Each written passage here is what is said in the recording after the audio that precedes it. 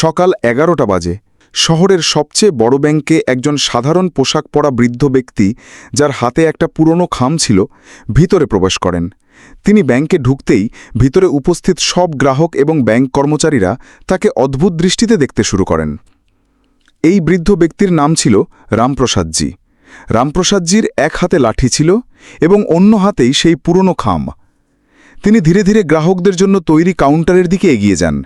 এই কাউন্টারে একজন মহিলা কর্মচারী বসেছিলেন, যার নাম ছিল কবিতা। ব্যাংকের ভিতরে উপস্থিত প্রত্যেকের দৃষ্টি রামপ্রসাদীর উপর স্থির ছিল। ধীরে ধীরে রামপ্রসাদী যে কবিতার কাছে পৌঁছান এবং খুব বিনয়ের সাথে বলেন, "দেখো মা, আমার অ্যাকাউন্টে কিছু গোলমাল হয়েছে, এটা ঠিকমতো চলছে না।" এই বলে রামপ্রসাদজি খামটি কবিতার দিকে এগিয়ে দেন। কিন্তু কবিতা রামপ্রসাদজির পোশাক দেখে তাকে মূল্যায়ন করে বলেন, "বাবা, আপনি ভুল ব্যাংকে চলে এসেছেন তো? আমার মনে হয় না আপনার অ্যাকাউন্টেই ব্যাংকে আছে।" তখন রামপ্রসাদজি শান্তভাবে বলেন, "মা, তুমি একবার দেখে নাও, হয়তো আমার অ্যাকাউন্ট এই ব্যাংকে আছে।" কবিতা খামটি নিয়ে বলেন, "বাবা, এটা দেখতে একটু সময় লাগবে, আপনাকে কিছুক্ষণ অপেক্ষা করতে হবে।" এই বলে কবিতা এবং ব্যাংকে উপস্থিত অন্যান্য লোকজন তাদের কাজে ব্যস্ত হয়ে পড়েন। রামপ্রসাদীজি সেখানে দাঁড়িয়ে অপেক্ষা করতে থাকেন। কিছুক্ষণ অপেক্ষার পর তিনি আবার বলেন, "মা, তুমি যদি একটু ব্যস্ত থাকো তাহলে ম্যানেজারকে ফোন করে দাও। আসলে আমার তার সাথেও কিছু কাজ আছে, আমি তার সাথে কথা বলিনি।" এরপর কবিতা অনিচ্ছা সত্ত্বেও ফোন তুলে ম্যানেজার দামোদরের কেবিনে ফোন করেন। তিনি ম্যানেজারকে জানান যে একজন বৃদ্ধ ব্যক্তি তার সাথে দেখা করতে চান। ম্যানেজার দামোদর দূর থেকে রামপ্রসাদীজিকে দেখেন। রামপ্রসাদীজি খুবই সাধারণ দেখতে ছিলেন। ম্যানেজার দামোদর ফোনে কবিতাকে জিজ্ঞাসা করেন, "এই ব্যক্তি কি আমাদের ব্যাংকের গ্রাহক নাকি এমনি এসে পড়েছেন?" কবিতা বলেন, "স্যার, এটা তো আমি জানি না, কিন্তু তিনি আপনার সাথে দেখা করার কথা বলছেন।" তখন ম্যানেজার দামোদর বলেন, "এই ধরনের লোকদের জন্য আমার কাছে সময় নেই, তুমি এদের বসিয়ে দাও, কিছুক্ষণ বসে দেখে চলে যাবেন।" ম্যানেজার দামোদরের নির্দেশ অনুসারে কবিতা রামপ্রসাদীজিকে ওয়েটিং এরিয়ায় বসিয়ে দেন। তিনি বলেন, "বাবা, আপনি ওখানে বসুন, কিছুক্ষণ পর ম্যানেজার সাহেব ফ্রি হবেন, তারপর আপনার সাথে দেখা করবেন।" রামপ্রসাদজি সেখান থেকে হেঁটে ওয়েটিং এরিয়ার দিকে যান এবং কোণে রাখা একটি চেয়ারে বসে পড়েন। সবাই তখনও রামপ্রসাদজির দিকে তাকিয়েছিল, কারণ যারা এই ব্যাংকে গ্রাহক হিসেবে আসতেন তারা সবাই স্যুট বুট পরা ছিলেন। কিন্তু রামপ্রসাদজি সাধারণ পোশাক পরেছিলেন। দেখেই মনে হচ্ছিল না যে তার এই ব্যাংকে অ্যাকাউন্ট থাকতে পারে, কারণ এই ব্যাংকে ধনী লোকেদের অ্যাকাউন্ট থাকত। এই কারণে রামপ্রসাদজি সবার আকর্ষণের কেন্দ্রবিন্দু হয়ে ওঠেন এবং সবাই তাকে ঘুরে ঘুরে দেখছিল এবং তার সম্পর্কে নানা ধরনের কথা বলছিল। এই কথাগুলো রামপ্রসাদজির কানেও পৌঁছায়, কিন্তু তিনি এসব উপেক্ষা করে নিজের পালার জন্য অপেক্ষা করতে থাকেন।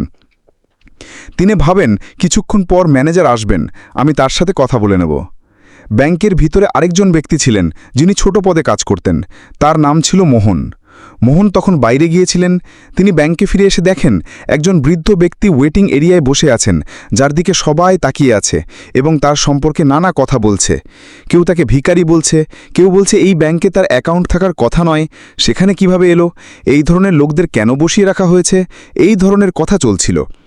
মোহন এসব কথা শুনে ভাবেন। এরপর মোহন সরাসরি রামপ্রসাদজির কাছে গিয়ে সম্মানের সাথে জিজ্ঞাসা করেন, "বাবা, আপনি এখানে কেন এসেছেন? আপনার কি কাজ?" মোহনের এসব খুব খারাপ লাগে। তিনি বৃদ্ধ ব্যক্তির অবস্থা দেখে একটু বিচলিত হন এবং সেই কারণে তার কাছে জিজ্ঞাসা করতে চান। রামপ্রসাদজি মোহনকে বলেন, "আমার ম্যানেজারের সাথে দেখা করতে হবে, তার সাথে আমার কিছু কাজ আছে।" এই কথা শুনে মোহন বলেন, "ঠিক আছে বাবা, আপনি একটু অপেক্ষা করুন, আমি এক্ষুনি ম্যানেজারের সাথে কথা বলে আসছি।" এরপর মোহন ম্যানেজার দামোদরের কেবিনে যান এবং বৃদ্ধ ব্যক্তির কথা বলেন। কিন্তু ম্যানেজার দামোদর ইতিমধ্যেই সে বৃদ্ধ ব্যক্তির সম্পর্কে জানতেন এবং বলতে শুরু করেন, "আমি জানি, আমি তাকে ওখানে বসিয়েছি, কিছুক্ষণ বসে থেকে চলে যাবেন।" এরপর ম্যানেজার দামোদর মোহনকে অন্য কাজের কথা বলেন এবং বলেন, "তুমি তোমার কাজ করো, এই বিষয়ে তোমার কোনো দরকার নেই।" এখন মোহন অন্য কাজে ব্যস্ত হয়ে পড়েন এবং ধীরে ধীরে সেই বৃদ্ধ ব্যক্তি সেখানে বসে প্রায় 1 ঘন্টা কাটিয়ে দেন। 1 ঘন্টা ধৈর্য ধরে থাকার পর তিনি আর এই বিষয়টা সহ্য করতে পারেন না। তিনি উঠে দাঁড়ান এবং ম্যানেজার দামোদরের কেবিনের দিকে এগিয়ে যান। তিনি যখন ম্যানেজার দামোদরের কেবিনের দিকে যাচ্ছেন, ম্যানেজার দেখেন যে সেই বৃদ্ধ ব্যক্তি তার কাছে আসছেন। তিনি তৎক্ষণাৎ কেবিন থেকে বেরিয়ে এসে বৃদ্ধ ব্যক্তির সামনে দাঁড়ান এবং উদ্ধতভাবে জিজ্ঞাসা করেন, হ্যাঁ বাবা, বলুন, আপনার কি কাজ? রামপ্রসাদজি খামটি এগিয়ে দিয়ে বলতে শুরু করেন, বাবা, এটা দেখো, আমার ব্যাংক অ্যাকাউন্টের বিবরণ এর মধ্যে আছে। আমার অ্যাকাউন্ট থেকে কোনো লেনদেন হচ্ছে না। আপনি দেখে বলুন এতে কি সমস্যা? এই কথা শুনে ম্যানেজার দামোদর কিছুক্ষণ ভেবে বলেন, বাবা, যখন কোনো ব্যাংক অ্যাকাউন্টে টাকা না থাকে তখন এমনই হয়। আমার মনে হয় আপনি আপনার অ্যাকাউন্টে টাকা জমা করার নেই। তাই আপনার অ্যাকাউন্টে লেনদেন বন্ধ করে দেওয়া হয়েছে। এরপর বৃদ্ধ ব্যক্তি খুব বিনয়ের সাথে বলতে শুরু করেন, বাবা, তুমি একবার অ্যাকাউন্টটা চেক করে নাও, তারপর আমাকে কিছু বললে ভালো হবে। এভাবে তুমি কিভাবে বলতে পারো? তখন ম্যানেজার দামোদর শুরু করেন এবং হাসতে হাসতে বলেন, বাবা, এটা বছরের বছরের অভিজ্ঞতা। আমি এই কাজ বছরে বছরে ধরে করেছি। আপনার মতো লোকদের চেহারা দেখে আমি বলে দিতে পারি কে কেমন ধরনের মানুষ, কার অ্যাকাউন্টে কত টাকা জমা আছে। আপনার অ্যাকাউন্টে তো আমার কিছুই দেখা যাচ্ছে না। আমি চাই আপনি এখন এখান থেকে চলে যান।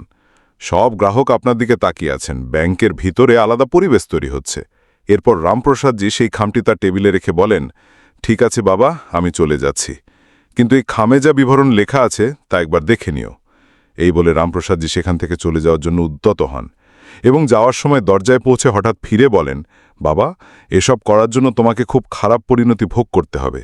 এই বলে রামপ্রসাদজি ব্যাংকের মূল দরজা দিয়ে বেরিয়ে যান এবং হেঁটে হেঁটে চলে যান। এরপর ম্যানেজার দামোদর যখন শুনলেন যে তাকে অনেক কিছু ভোগ করতে হবে, তখন তিনি একটু চিন্তিত হলেন, কিন্তু পরে ভাবলেন বুড়ো বয়সে এমনই বলে ফেলেছেন, কোনো সমস্যা নেই। ম্যানেজার দামোদর তার কাছে চলে যান। ইতিমধ্যেই টেবিলে সেই খামটি পড়েছিল, যার মধ্যে বৃদ্ধ ব্যক্তির ব্যাংক অ্যাকাউন্টের বিবরণ লেখা ছিল। এরপর মোহন সেই খামটি তুলে নেন এবং তার কম্পিউটারের সার্ভারে লগ করে খামে দেওয়া তথ্য অনুযায়ী খুঁজতে শুরু করেন। খুঁজতে খুঁজতে যখন পুরানো রেকর্ড পরীক্ষা করা হয়, তখন তিনি জানতে পারেন যে এই ব্যক্তি যিনি এসেছিলেন তিনি এই ব্যাংকের এক প্রকার মালিকই, কারণ 60% শেয়ার তাঁরই। এ কথা শুনে তিনি খুবই অবাক হন এবং বিবরণটি আরও ভালোভাবে পড়তে শুরু করেন। বিবরণ পড়ে তিনি পুরোপুরি নিশ্চিত হন যে তিনি ব্যাংকের মালিক। এরপর মোহন সেই রিপোর্টের একটি কপি বের করেন এবং কপি নিয়ে ম্যানেজার দামোদর কাছে যান। ম্যানেজার দামোদর তখন তার কেবিনে একজন ধনী গ্রাহকের সাথে কথা বলছিলেন এবং তাকে নানা ধরনের স্কিম বোঝাচ্ছিলেন। এরপর মোহন ক্যাবিনে প্রবেশ করেন। ম্যানেজার দামোদর তাকে ইশারায় জিজ্ঞাসা করেন, কেন এসেছ? এরপর মোহন ইশারায় বোঝান যে এটি সেই ব্যক্তির রিপোর্ট যাকে আপনি এভাবে চলে যেতে বলেছিলেন। আপনি এটা একবার দেখে নিলে ভালো হবে। এই বলে মোহন রিপোর্টটি ম্যানেজার সাহেবের টেবিলে রাখেন। কিন্তু তখন ম্যানেজার সাহেব তার গ্রাহকের কাছে কিছুক্ষণের জন্য ক্ষমা চেয়ে বলেন, দেখো ভাই মোহন, আমাদের কাছে এমন লোকদের জন্য সময় নেই। এরপর মোহন সম্মানের সাথে ম্যানেজার সাহেবকে বলেন, আপনি যদি এটা একবার দেখেন তাহলে খুব ভালো হবে।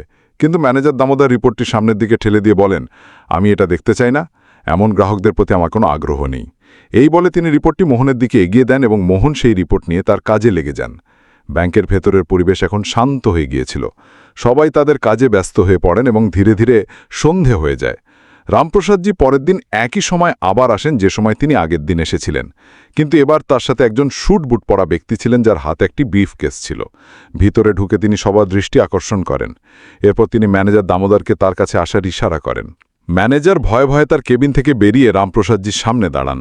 এখন রামপ্রসাদজি ম্যানেজার দামোদরকে বলেন, ম্যানেজার সাহেব, আমি কি বলিনি যে এই কাজ তোমার জন্য খুব ভারী হবে? তুমি গতকাল আমার সাথে যা করেছ তা একদম সহ্য করার মতো নয়। এখন তুমি তোমার শাস্তি ভোগ করার জন্য প্রস্তুত হও। এই কথা শুনে ম্যানেজার দামোদর একটু হতবম্ব হয়ে যান, কিন্তু তারপর তিনি ভাবেন, এরা আমাকে কি শাস্তি দিতে পারে, আমার সাথে কি করতে পারে? এরপর রামপ্রসাদজি বলেন, তোমাকে ম্যানেজারের পদ থেকে সরিয়ে দেওয়া হচ্ছে এবং তোমার জায়গায় এই ব্যাংকে কাজ করা মোহনকে ম্যানেজার করা হচ্ছে, আর তোমাকে ফিল্ডের কাজ দেখতে হবে।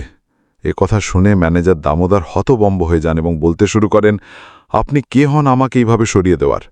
তখন রামপ্রসাদজি বলেন, আমাকে এই ব্যাংকের এক প্রকার মালিকই মনে করো, কারণ 60% শেয়ার আমার কাছে আছে। আমি চাইলে তোমাকে সরিয়ে দিতে পারি এবং অন্য কাউকে তোমার জায়গায় বসাতে পারি। এই কথা শুনে ব্যাংকের মধ্যে যত কর্মচারী ছিলেন এবং গতকালও আজ যে গ্রাহকরা এসেছিলেন তারা সবাই অবাক হয়ে রামপ্রসাদজির দিকে তাকাতে থাকেন। এরপর যে ব্যক্তি রামপ্রসাদজির সাথে এসেছিলেন তিনি তার স্যুটকেস খুলে একটা ডকুমেন্ট বের করেন, যেটি ছিল মোহনের পদোন্নতি। তাকে ব্যাংক ম্যানেজার করা হয়েছিল। এরপর আরেকটি চিঠি বের করা হয়, যেটি ম্যানেজার দামোদরকে দেওয়া হয় এবং বলা হয়, যদি তুমি ফিল্ডে ডিউটি করতে চাও তাহলে করো, কিন্তু ম্যানেজার হিসেবে তুমি এই ব্যাংকে থাকতে পারবে না। এই কথা শুনে ম্যানেজার দামোদরের ঘাম ঝরতে শুরু করে এবং তিনি তার গতকালের ভুলের জন্য বৃদ্ধ ব্যক্তির কাছে ক্ষমা চাইতে শুরু করেন। কিন্তু তখন রামপ্রসাদজি তাকে তুলে বলেন, কিসের জন্য ক্ষমা চাইছ? আর কেনই বা আমি তোমাকে ক্ষমা করব?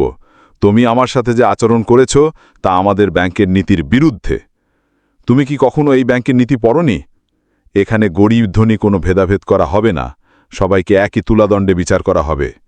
আসলেই ব্যাংকটি রামপ্রসাদজি নিজেই প্রতিষ্ঠা করেছিলেন এবং তিনি আগেই ঘোষণা করেছিলেন যে এই ব্যাংকে কাউকে গরিব বা অতিরিক্ত ধনী মনে করা হবে না, সবার সাথে সাধারণ আচরণ করা হবে এবং যদি কোনো ব্যাংক কর্মচারী এমন কিছু করে তাহলে তার বিরুদ্ধে কঠোর ব্যবস্থা নেওয়া হবে। তাই রামপ্রসাদ বলেন, আমি তোমার উপর দয়া করছি যে তোমাকে কাজ করার যোগ্যে রাখছি, নইলে আমি চাইলে তোমাকে এখান থেকে বরখাস্ত করতে পারতাম। তুমি আমার সাথে যা করেছ তা কারোর সাথেই করা উচিত নয়। তোমার ব্যাংকে কাজ করা মোহন, যার হাতে কিছুই ছিল না, তবুও সে আমার কাছে এসে জিজ্ঞাসা করেছিল এবং আমার জন্য কিছু করতে চেয়েছিল। তাই এই পদের জন্য সে প্রকৃত হকদার, যাতে সে গ্রাহকদের ভালোভাবে বুঝতে পারে এবং তাদের পোশাক দেখে তাদের বিচার না করে। এই বলে রামপ্রসাদ যে কবিতাকে ডাকেন এবং কবিতাকে এই বিষয়ে তিরস্কার করেন। তিনি বলেন, আমি তোমার প্রথম ভুল মনে করে ক্ষমা করছি, কিন্তু ব্যাংকে যদি কেউ আসে তাকে তার পোশাক দিয়ে বিচার করবে না, তার সম্পর্কে ভালোভাবে দেখতে হবে। তুমি যদি আমাকে আজ এই সামলাতে, তাহলে আমাকে ম্যানেজারের কাছে যেতে হতো না এবং আমাকে আরও অপমানের মুখোমুখি হতে হতো না। এরপর কবিতা হাত জোর করে ক্ষমা চাইতে শুরু করেন এবং বলেন, বাবুজি, আমাকে মাফ করুন, আমার থেকে খুব বড় ভুল হয়ে গেছে, এবার থেকে এমন কিছু দেখতে পাবেন না। এরপর রামপ্রসাদজি সেই ব্যক্তির সাথে ফিরে যান এবং সবাইকে বলে যান, মোহনের কাছ থেকে তোমাদের অনেক কিছু শেখার আছে, যতটা পারো শিখে নাও, এটা তোমাদের জন্য ভালো হবে। আমি এখন মাঝে মাঝে কাউকে পাঠাবো যে তোমাদের এই সব কার্যকলাপের রিপোর্ট আমাকে দেবে। এই বলে রামপ্রসাদজি সেখান থেকে চলে যান এবং ব্যাংকের পুরো স্টাফ এই বিষয়ে আলোচনা শুরু করে এবং ভাবে যে এখন ভালোভাবে কাজ করতে হবে, নইলে পরে তাদের নম্বর এসে যেতে পারে। এই ভেবে পুরো ব্যাংক সংশোধিত হয়ে যায় এবং সবাই ভালোভাবে ব্যাংকে কাজ করতে শুরু করে। রামপ্রসাদজির এই কাণ্ড চারদিকে ছড়িয়ে পড়ে এবং সবাই সেই ব্যাংকের প্রশংসা করতে শুরু করে এবং বলে, মালিক হলে এমন হওয়া উচিত, নইলে না থাকাই ভালো। কারণ বেশিরভাগ মালিক তাদের ব্যাংক খুলে চলে যান। তারপর ম্যানেজার কী ধরনের কাজ করে বা কর্মচারীরা কি করে তাতে কোনো মাথা ব্যথা থাকে না। কিন্তু রামপ্রসাদজি তার মালিক হওয়ার পুরো দায়িত্ব পালন করেন এবং ব্যাংকের কর্মচারীদের একটি শিক্ষা দেন। বন্ধুরা, আজকের গল্প এই পর্যন্তই। বাংলা স্টোরিতে ইংলিশ মুভি চ্যানেলে অনেকেই নিয়মিত ভিডিও দেখেন কিন্তু এখনও সাবস্ক্রাইব করেননি। দয়া করে ভিডিওতে একটা লাইক দিয়ে চ্যানেলটি সাবস্ক্রাইব করুন। ভিডিওটা শেষ পর্যন্ত দেখলে কমেন্টে কমপ্লিট লিখে জানাও, যেন বুঝি কতজন সম্পূর্ণ দেখেছে। আপনি কোথা থেকে দেখছেন আর ভিডিওটা কেমন লাগলো সেটাও অবশ্যই জানাবেন। অসংখ্য ধন্যবাদ পুরো ভিডিও দেখার জন্য। আপনারা ভালো থাকবেন, সুস্থ থাকবেন, পরিবার নিয়ে।